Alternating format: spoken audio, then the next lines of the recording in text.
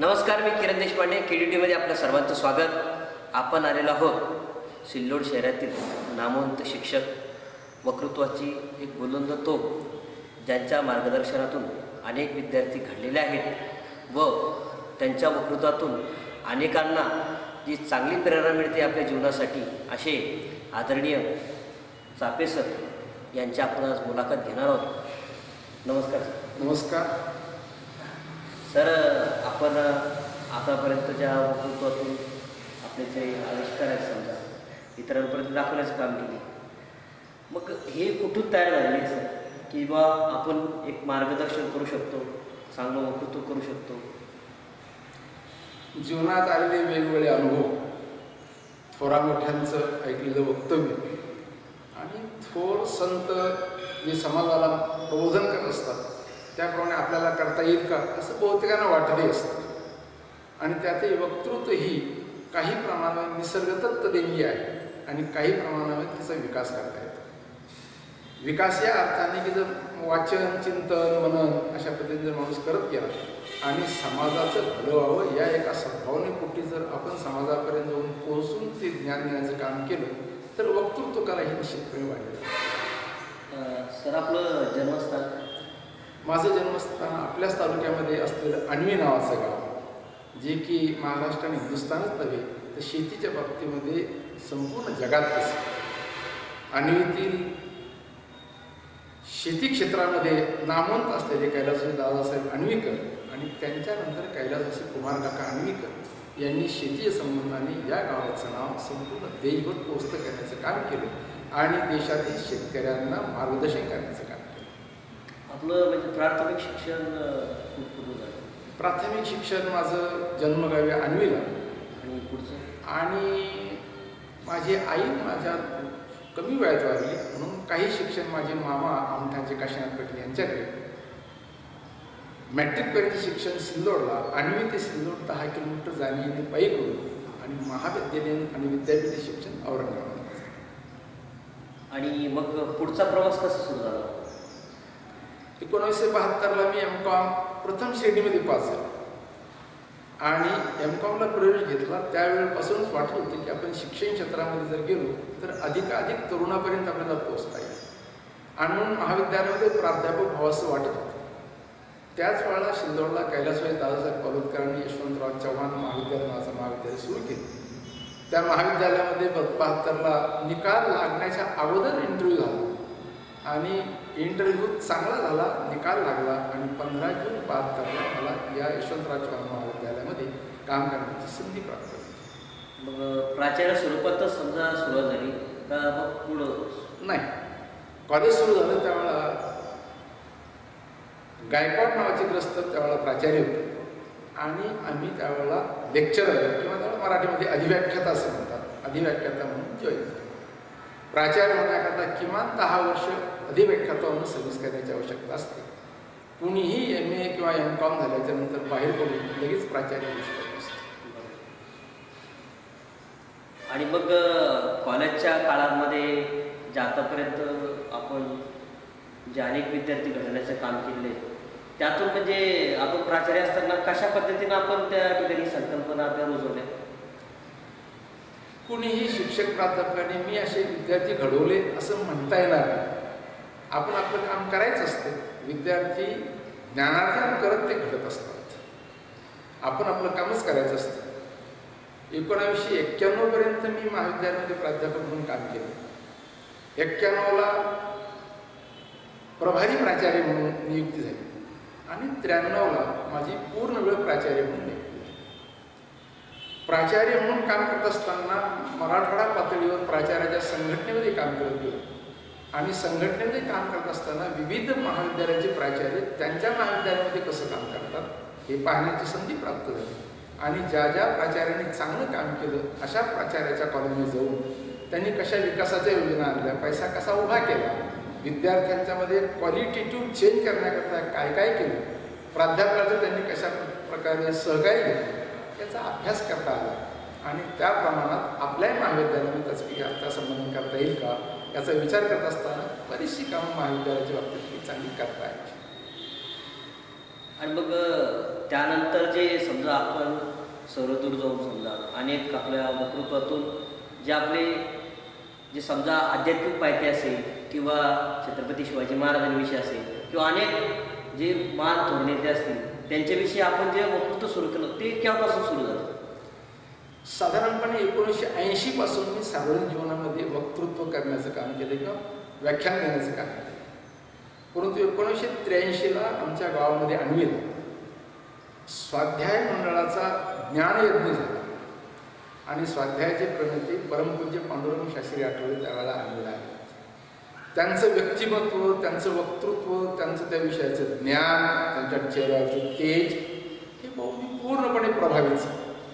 आणि तेव्हापासून त्यांच्या सानिध्यात आल्याच्या नंतर त्यांच्या वाङ्मयाचं वाचन केल्याच्या नंतर अगोदरच असलेली जी वक्तृत्व कला होती तिला अधिक पैलू पाहता आहे. म्हणजे शालेय जीवनापासूनच आपण शालेय जीवनापासूनच मी वक्तृत्व स्पर्धेमध्ये भाग घेत असे. महाविद्यालयामध्ये अनेक बक्षिसं पुरस्कार मिळालेले आहेत आणि मग सर्व्हिसला लागल्याच्या नंतर देखील ज्ञानार्जन करत असताना समाजाचं काही आपण काम करू शकतो का याचा जेव्हा विचार आला त्यावेळेला स्वाध्याय मला त्यावेळेला समोर स्वाध्यायाचा विचार हातात सापडला आणि त्या माध्यमातून ज्ञानार्जन करत असताना समाजाचं देखील काम करतात. समाजाचं काम म्हणजे फक्त ज्ञानाच्या पातळीवर गावोगाव जाऊन प्रवचनं देऊन लोकांना च्यावर भारतीय संस्कृती, भारतीय संत परंपरा, भारतीय महापुरुष त्याच्यामध्ये ज्ञानदेव माऊली असतील, तुकोबा असतील, तुकाराम महाराज असतील, रामदास स्वामी असतील, त्याबरोबर रामदेव महाराज असतील आणि छत्रपती शिवाजी संभाजी महाराजांसारखे महापुरुष असतील यांच्या चरित्राचं वाचन करून हे चरित्र गावोगाव जाऊन सांगण्याचं काम आहे. पण हे करत असताना स्वाध्यायाची विचारधारा तिथं भक्ती करत असताना ती आयाचकता भक्तीला त्यांना फार मोठी किंमत आहे. आयाचकता म्हणजे ज्या ठिकाणी जाल भगवंताचे विचार द्याल ते तुम्ही तुमच्या खर्चाने तुमची गाडी तुमचं पेट्रोल खर्च करून जायचं आहे. तिथं नया पैसा घ्यायचा नव्हे, त्यांच्याकडून चहाच्या कपाची अपेक्षा करायची नाही, नव्हे घ्यायचा आहे. बरोबर. त्या पद्धतीने आतापर्यंत निस्वार्थ अशा प्रकारची भक्ती म्हणून फार मोठं काम केलं असं म्हणता येणार नाही, पण त्या प्रवाहामध्ये काम करण्याचं सौभाग्य लाभलेली गोष्ट. आतापर्यंत आपल्याला पुरस्कार कोणते मिळाले? आतापर्यंत महाराष्ट्र शासनाचे पुरस्कार मिळाले, वेगवेगळ्या NGOचे पुरस्कार मिळाले, दिल्लीतल्या काही NGOचे पुरस्कार मिळाले. त्या पुरस्कारामध्ये भटक्या विमुक्त जातीची जी संघटना आहे मुंबईला त्यांच्याकडून एक पुरस्कार मिळाला. दारूबंदी खाते महाराष्ट्र शासनाचं त्यांनी दारूबंदीसाठी विचार व्यक्त करत असताना लोकांना जे पुरस्कार दिले त्याचा एक पुरस्कार मिळाला. त्याचबरोबर विद्यापीठाच्या पातळीवर विद्यापीठाकडून एक चांगला वक्ता म्हणून पुरस्कार मिळाला. दिल्लीला असलेल्या वेगवेगळ्या NGOs कडून जे पुरस्कार मिळाले ते वेगवेगळ्या महापुरुषाच्या नावाने मिळाले. मदर तेरेसा एक्सलन्स पुरस्कार जे तिचा मिळाला.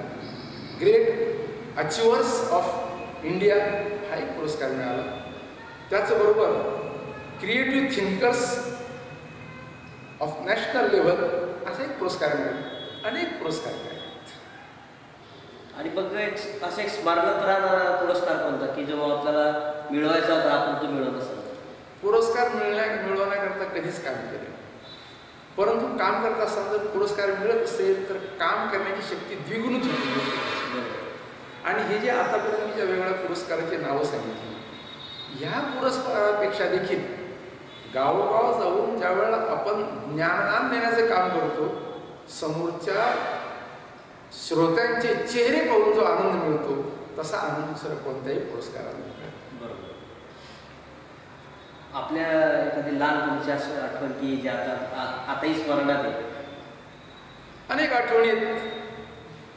1958ला डॉक्टर बाबासाहेब आंबेडकर मराठवाडा विद्यापीठ त्यावेळेचं मराठवाडा विद्यापीठ याची स्थापना आणि ही स्थापना त्यावेळी देशाचे पहिले पंतप्रधान पंडित जवाहरलाल नेहरू यांचे असतात. त्यांनी विद्यापीठाचं उद्घाटन केलं आणि अजेंडा दिवस पाहण्याकरता आपल्या या रस्त्यानं आले. त्यावेळेला सिक्युरिटी व्यवस्था एवढी टाईट नव्हती, आवश्यकता नव्हती. आमच्या गावातले कैलासवासी दादासाहेब पालवते, त्यांचं नाम कैलासवासी दादासाहेब आणविकर, त्यांचा मी अगोदर नामोल्लेख केला. यांना ती बातमी कळली की पंडितजी या रस्त्याने जाणार आहे, म्हणून त्यांनी गावातून अनेक लोक शाळेतील मुलं घेऊन आमचं जे हायवे टच असलेलं 12 नंबर नावाचं स्टँड आहे तिथं आम्हाला घेऊन आलं. मी त्यावेळेला 10 वर्षाचा होतो आणि त्यावेळेला तिथं आलो आणि पंडित जवाहरलाल नेहरू आले, जमा पाहून थांबले. दादासाहेब आणविकरांनी त्यांचं स्वागत केलं. तेव्हा त्यांची ती तेज पूर्ण मूर्ती पाहिली. देशाचा पंतप्रधान पाहिल्याचं भाग्य वयाच्या 10व्या वर्षी मिळालं. खूप अंगावर शहारे आणणारा अनुभव आणि आजही तुम्हाला ते स्मरण आजही आम्हाला स्मरण आहे. कॉलेजच्या जीवनातले एखाद्या कॉलेजच्या जीवनाच्या स्वतः कॉलेजमध्ये असतानाची आठवण आणि कॉलेजमध्ये ज्ञान करण्याची आठवण, वेगवेगळ्या आठवण. मी ज्यावेळेला महाविद्यालयात होतो त्यावेळेला आमची आर्थिक परिस्थिती अत्यंत हालाकीची असल्यामुळे अत्यंत डाऊन टोडन अशा प्रकारचं जीवन आम्ही जगलो.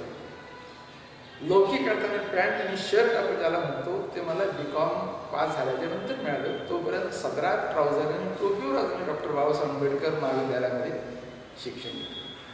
अर्थात त्या महाविद्यालयामध्ये मागासवर्गीयांची संख्या जास्त असल्यामुळे ते स्कॉलरशिपच्या आधारावरच केवळ शिक्षण घेत असल्यामुळे त्यांचं आणि आमची आर्थिक परिस्थिती बऱ्यापैकी त्या काळात नव्हती. त्याच्यामुळं असं वाटण्याचं कारण नाही की मुलं किती चांगल्या प्रकारे राहतात, हायफाय राहतात, आपल्याला राहायला मिळत असं वाटण्याचं कारण नाही, कारण सगळे विद्यार्थी गरिबा घरचे. म्हणून आपल्या गरिबीविषयी कधी वाईट वाटलं. त्याचबरोबर श्रीमंताच्या मुलाच्या विषयी आपल्या मनामध्ये काही फारशी वाईट भावना निर्माण झाली. ज्यांचे आईवडील श्रीमंत असतील ते नशीबवान आहेत, पुण्यवान आहेत, त्यांना ती संधी मिळाली. आपले आईवडील गरीब असले तरी उच्च शिक्षणाची संधी प्राप्त करून दिली ही आमच्या आईवडिलांची पुण्य आहे मी समजतो. आपण जर शिक्षक झालं नसता तर काय झालं असतं, काय व्हायला असतं? जर मी शिक्षक झालो नसतो तर प्रशासनामध्ये जाण्याला आवडलं असतं. कशात?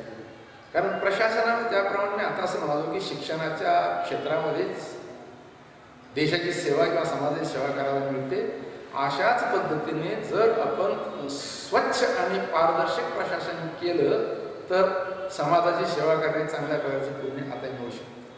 म्हणून आताही प्रशासनामध्ये असे अनेक लोक की जे अगदी स्वच्छ तयारी करायचे आहे आणि तशा पद्धतीने जर कोणी काम करत असेल अधिकारी तर तो लोकांना भावतो, लोकांच्या लक्षात राहतो, त्याच्याकडे पाहण्याच्या लोकांच्या नजरे वेगळी राहते. पण त्याच्यापेक्षा मला शिक्षण क्षेत्रामध्ये काम करायला खूप चांगल्या प्रकारे आनंद मिळतो. म्हणजे ज्यावेळेस तुम्हाला असं वाटतं की आपल्याला शिक्षक व्हायचे हे म्हणजे कशी आपल्याला कोणी मार्गदर्शन केलं का आपल्याला ते मनापासून आवड होती ना? मार्गदर्शन नावाचा प्रकार जेव्हा आपण विचार करतो तेव्हा आमच्या कुटुंबामध्ये मीच पहिला ग्रॅज्युएट नव्हे, मीच पहिला SSC झालेला विद्यार्थी. त्याच्यामुळे मार्गदर्शनाकरता म्हणजे जवळ कोणी नव्हतं. पण उच्च शिक्षण घ्यायचे आणि मग महाविद्यालयात जायचं. सिल्लोडला महाविद्यालय म्हणून म्हणता जायचं. बरोबर. तिथे आपण कला शाखेला जायचं की वाणिज्य शाखेला जायचं की विज्ञान शाखेला जायचं असं काही विचार मनात नव्हता. बरोबरचे मित्र जे गेलेत त्यांच्याबरोबर आम्ही वाणिज्य शाखेला गेलो. अपघाताने वाणिज्य शाखेला गेलो, पण नंतर असं वाटलं की ज्या शाखेला आपण गेलो तीच राईट शाखा होती. कारण आपला इंटरेस्ट जिकडे असेल तिकडे जर आपण गेलो तर अधिक चांगल्या प्रकारे काम करायचं, आवडीच्या क्षेत्रात काम करायला आवडतं. नसता राऊंड स्क्वेअर पेन राऊंड हो अशी अवस्था. आजही असं बरंच होतं की बा मुलांना आवड असते पण बऱ्याच वेळा त्यांना त्यांची ती हे केलं जातं तुला हेच करायचं आहे, त्यामुळे ते विद्यार्थी अनेक निराश याच्यामध्ये जातात, अनेक याच्यामध्ये अडचणी याच्यामध्ये अनेक प्रकार. एक तर अलीकडे पालकांच्याच मनामध्ये आपल्या पाल्याविषयी वेगळ्या वेगळ्या प्रकारच्या अपेक्षा निर्माण होतात. बरोबर. माझ्या पाल्याने डॉक्टर्स व्हावं, माझ्या पाल्याने इंजिनियर्स व्हावं, माझ्या पाल्याने IAS IPSच व्हावं वगैरे. बरोबर. त्यांच्या इच्छेप्रमाणे होता आलं चांगली गोष्ट, पण विद्यार्थ्याच्याही कल ज्याला आपण म्हणतो त्या कलचा आपण विचार केला पाहिजे आणि त्याला जे आवडतं ते जर करता आलं तर माणसाला काम चांगल्या पद्धतीने करता. म्हणून पालकाने देखील आपल्या इच्छा अपेक्षा पाल्यावर लादू नये, त्याचा कल पाहूनच आता संधी प्राप्त झाली तर अधिक चांगलं काम. आता आपल्या परिवारात कोण कोण असतं? गावाकडे आणि आम्ही 3, मी मोठा, माझ्या विषयी लहान आहेत पुंडलिक नाना म्हणून, ते चांगल्या प्रकारची शेती करतात आम्हाला. आणि तिसरा सगळ्यात लहान अशोक चालू हे शिक्षक आहेत. ते पण चांगल्या प्रकारचे शिक्षणाचं ते काम. कुठे औरंगाबाद? ते राज्य शिवशिक्षण संस्थेमध्ये सध्या बोरगाव अर्जला काम करतात. 3 भावाचा परिवार, 2 बहिणी आणि त्याच्यानंतर पुढचा परिवार.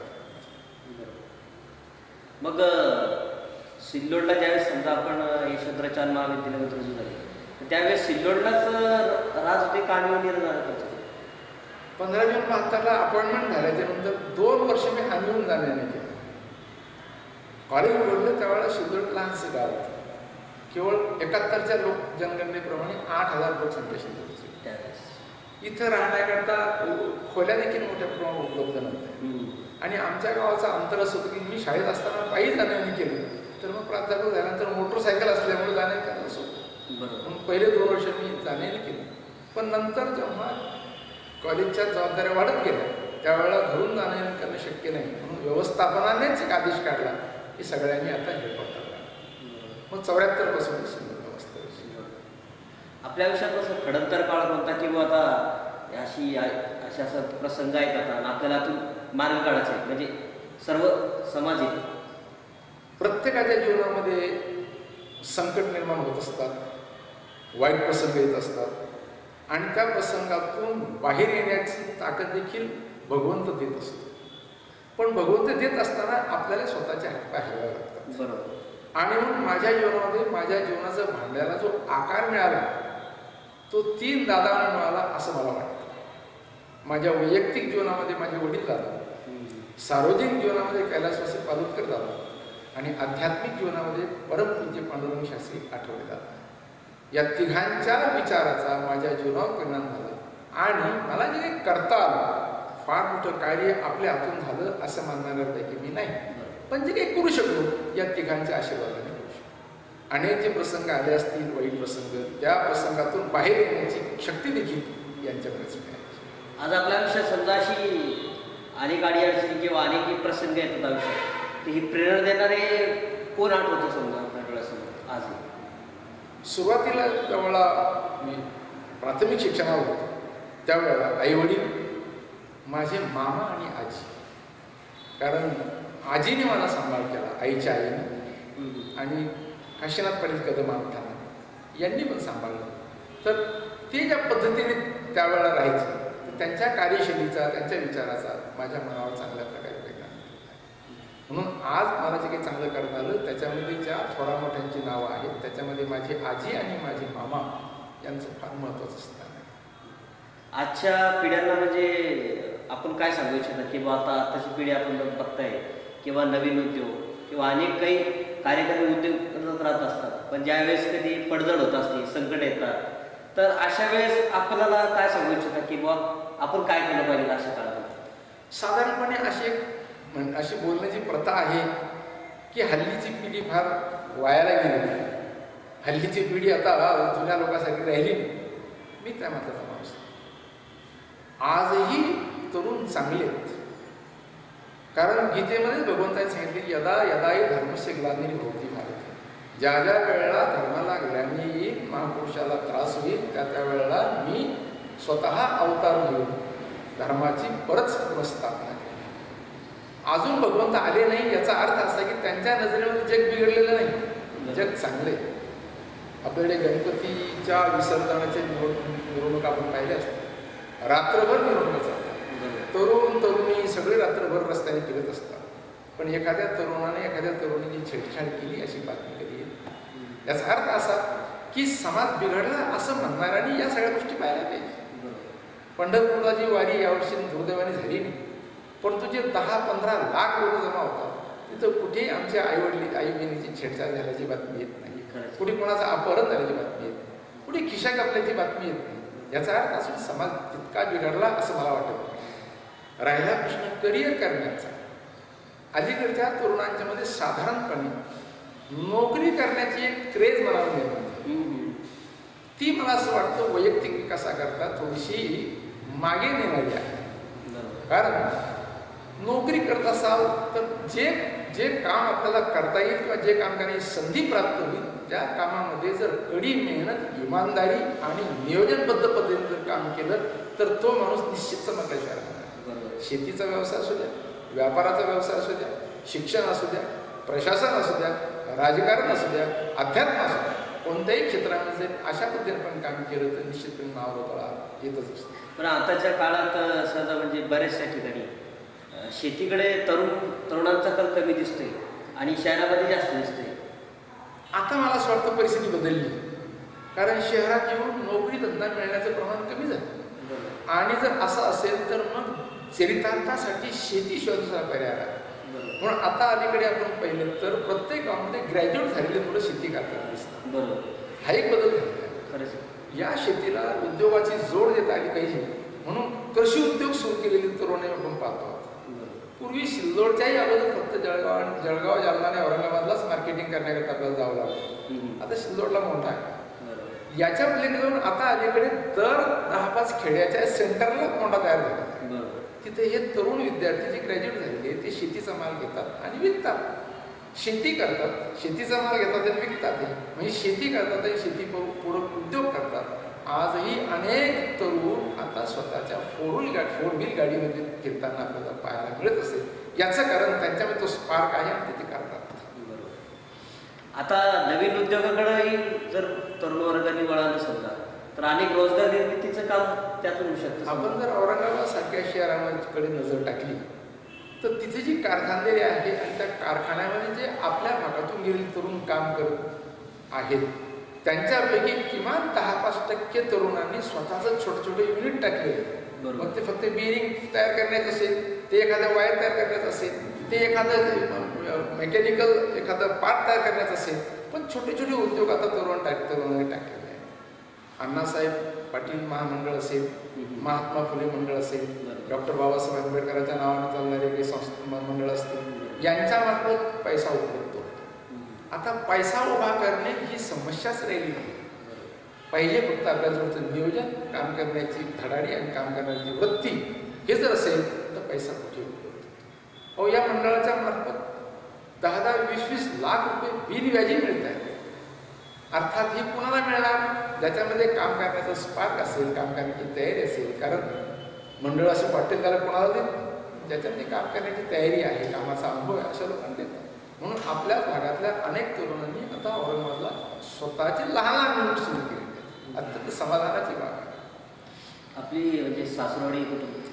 सोयगाव तालुक्यामध्ये पोहुरी नावाचं एक छोटंसं गाव आहे. गोंदेगावजवळ पंगोटीजवळ पोहुरी नावाचं गाव. कोणत्या साईड? 1972 लग्न. 1972 माझ्या जीवनाला टर्निंग पॉईंट देणारं वर्ष. 20 मे 72 लग्न झालं. 1 जून 72 निकाल लागला. 7 जून 72 इंटरव्ह्यू झाली. 8 जून 72 पासून मी सेवेत होतो आणि नियमाप्रमाणे 15 जून 72 कॉलेजची ओपनिंग झाली. म्हणून 15 जून 72 अपॉइंटमेंट मिळाली. 72 वर्ष आपल्याला टर्निंग पॉईंट.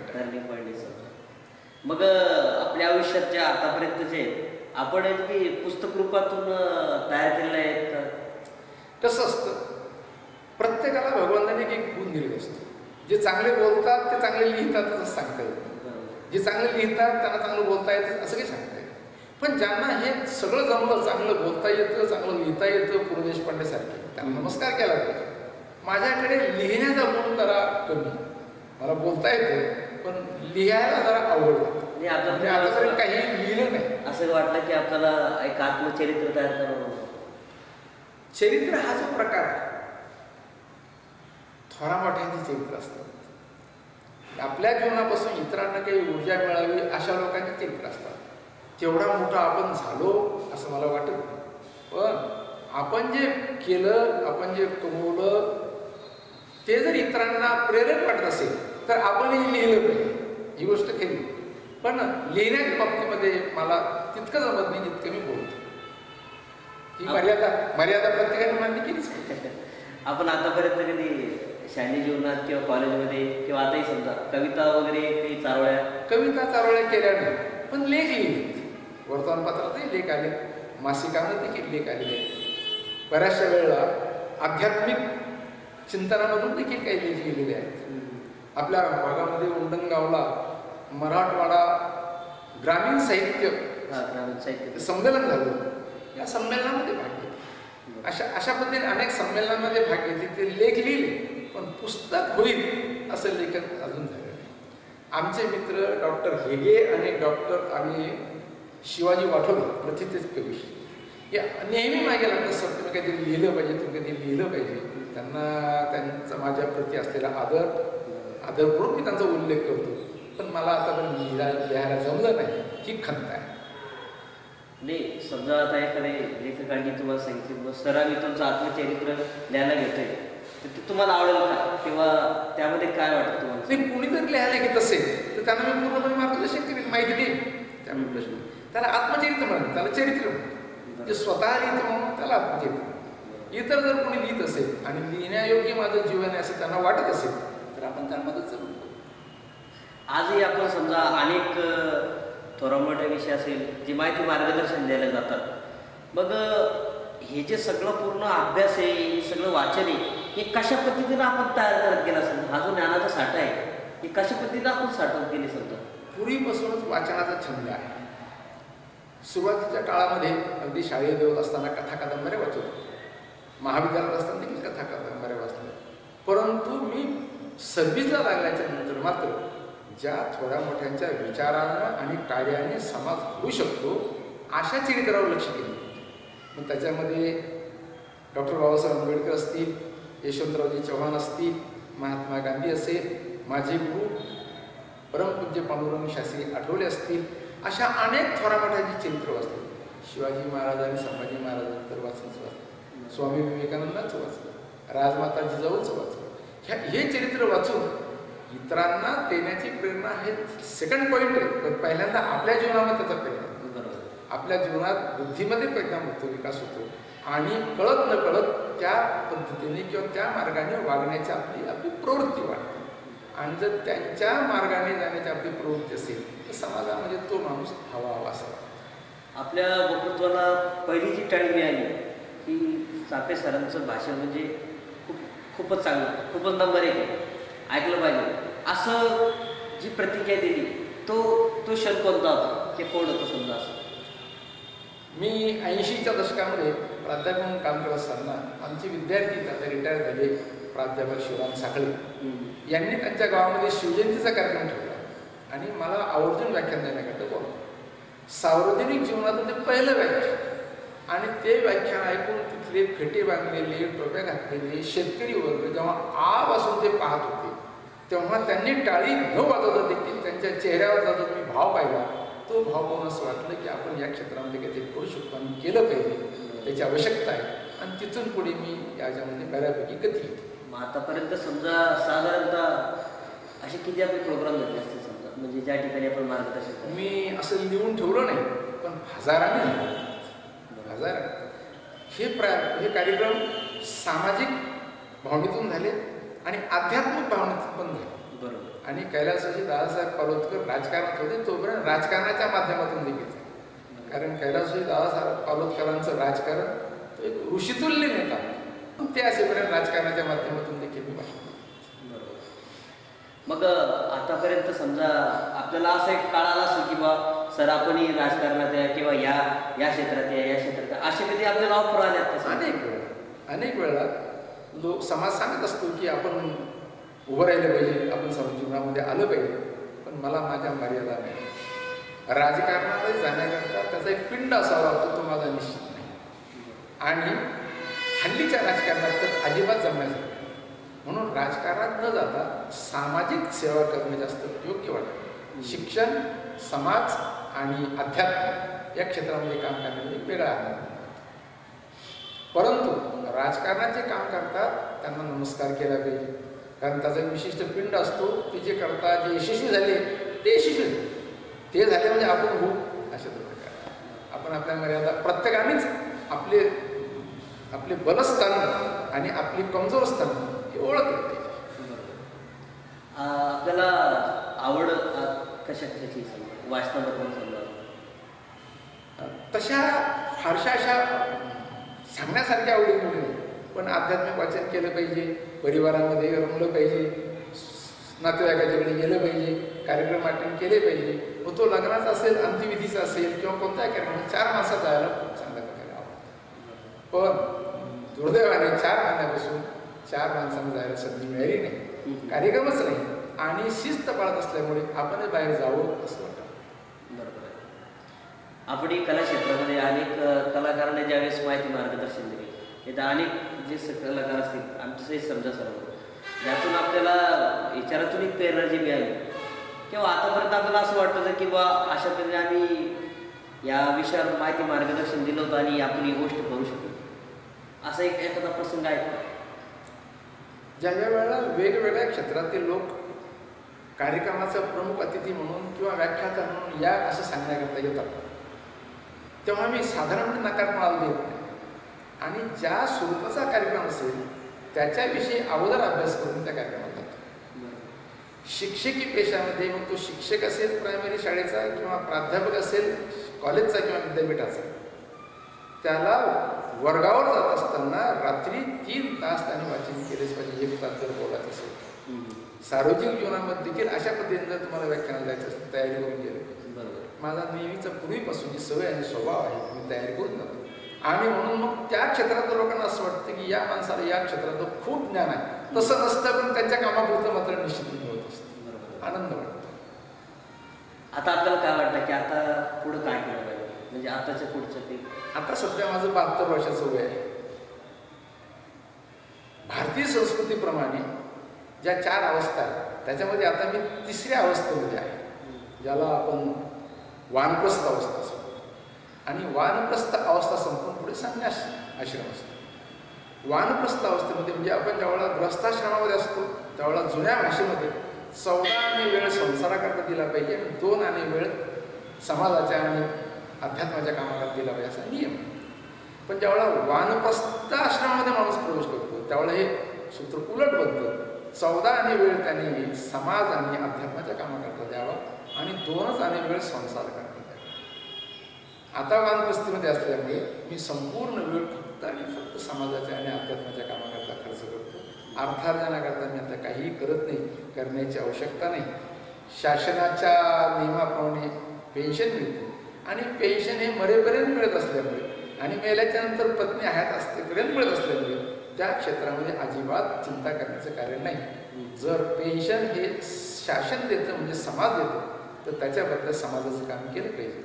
म्हणून समाज प्रबोधनाचं काम जोपर्यंत शरीरामध्ये ताकद राहील किंवा शेवटच्या श्वासापर्यंत करत राहील याच्याकरता माझ्यासमोर आदर्श आहेत. आपल्या देशाचे राष्ट्रपती महामहिम पैगंबरवासी APJ अब्दुल कलाम साहेब, ज्यांनी त्यांची सेवा काळ संपल्याच्या नंतर देखील सामाजिक काम शैक्षणिक काम करत राहिले आणि शेवटच्या क्षणी शेवटचा श्वास देखील विद्यार्थ्यांच्या पुढे व्याख्यान देत असताना नरहर कुरुंदकरांचं तेच अनेक विचारवंतांनी समाज प्रबोधन करत असताना शेवटचा क्षण.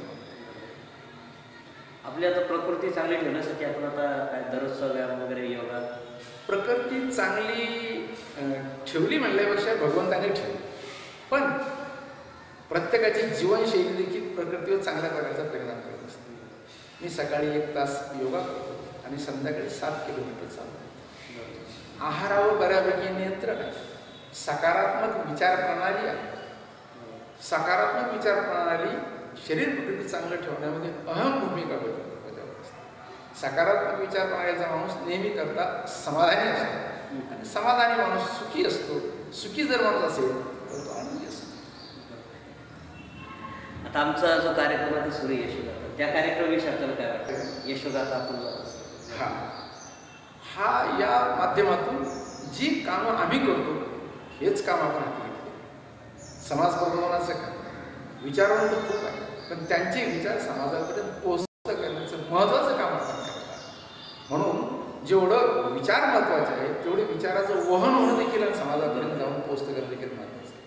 म्हणून तुम्हाला समाजाचा जबाबदार प्रतिनिधी म्हणून मी लाख शुभेच्छा देतो की तुम्ही चांगल्या प्रकारचं काम करता आहात. हे काम शेवटपर्यंत करत राहा. चांगलं काम आहे, उमदं काम आहे, समाजाचं काम आहे, देवाचं काम आहे आणि हे काम करण्याकरता आपल्याला निरामय स्वस्थ आणि दीर्घायुष्य मिळावं अशी ईश्वराची मी प्रार्थना करतो. धन्यवाद. आपण बघितलं की आदरणीय चापे सरांनी आपल्याला अतिशय मौलिक मार्गदर्शन केलं. अनेक विषयाला त्यांनी हात घातला. अनेक अडीअडचणी किंवा आपल्या अनेक जीवनातले पेलू त्यांनी आपल्याला सांगितले आणि यातूनच अनेक जी काही नवीन पिढी असतील किंवा अनेक जणे असतील चापे सरांच्या या मार्गदर्शनातून नक्कीच चांगली प्रेरणा घेतील अशी आम्हाला आशा आहे. मी सरांचे या ठिकाणी आभार मानतो. त्यांनी आमच्या चॅनलला या ठिकाणी मुलाखत दिली आणि आमचा हा कार्यक्रम यशोगाथा आपण पाहत राहावा. मी किरण देशपांडे KDTमध्ये या ठिकाणी थांबतो. धन्यवाद. नमस्कार.